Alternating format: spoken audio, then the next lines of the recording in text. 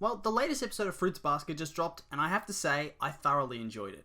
Kind of like the last episode, it wasn't a huge story building episode, but it was more character driven, which I think is a positive. After the huge emotional arc of the beach, I think it's nice to be able to just have a few episodes to reset and diverge a little from the main storyline and begin to plant seeds for future events and flesh out some characters a little more.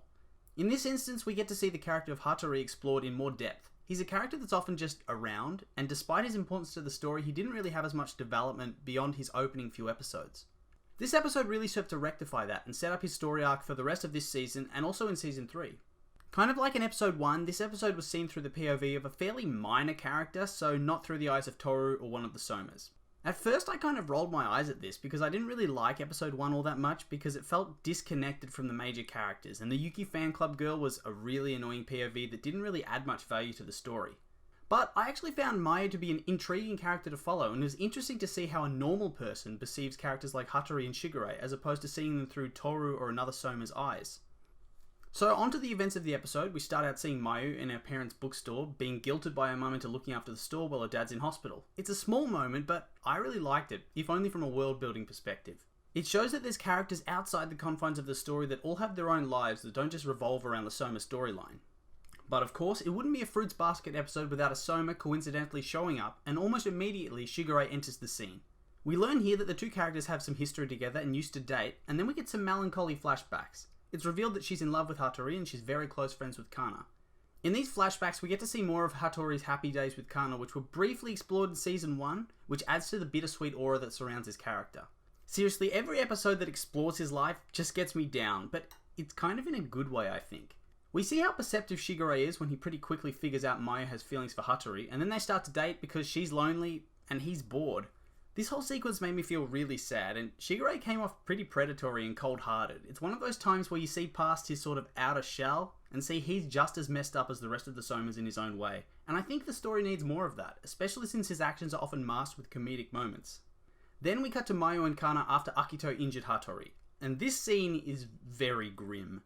Looking at Kana's eyes as she continually talks about how his injuries were her fault, despite that obviously not being the case, she almost looked unhinged.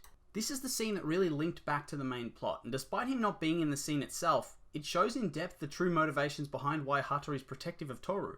In many ways, Kana's a representation of everything he fears could happen to Toru if Akito gets his hands on her properly.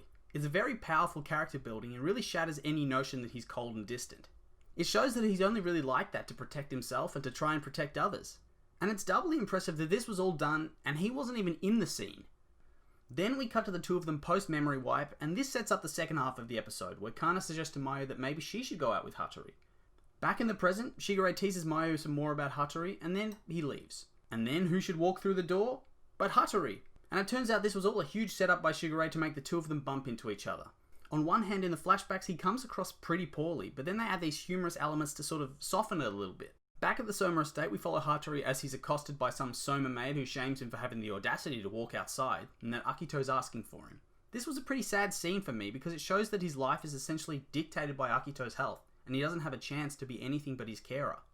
We cut back to the next day, and Hattori arrives at the bookstore once again. Mayu's mum oohs and ahs, and then she quickly takes him outside and they go for a walk.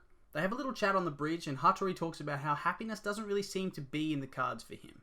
And that gets Mayu heated, and she begins to ugly cry really loudly. Now, I get what they were going for, that it's so sweet that she'd cry for him, but I was really uncomfortable, especially when everyone sort of turns and looks awkwardly at the sound. But that moment, thankfully, doesn't last forever, and he asks her to go out for something to eat, and it's all happy days. We even get a hint of what's to come. All in all, this was one of my favourite episodes of the season, which was a surprise to me because I thought I was ready to continue the main plot, and I sort of groaned when I saw what was happening. But that feeling quickly went away, and the more I thought about the episode, the more I realised how good it was. It was a nice diversion away from the main characters and allowed us to explore the life of one of the more secretive Somas. It's definitely got me excited to see what else is going to happen in this season. Let me know what you guys think.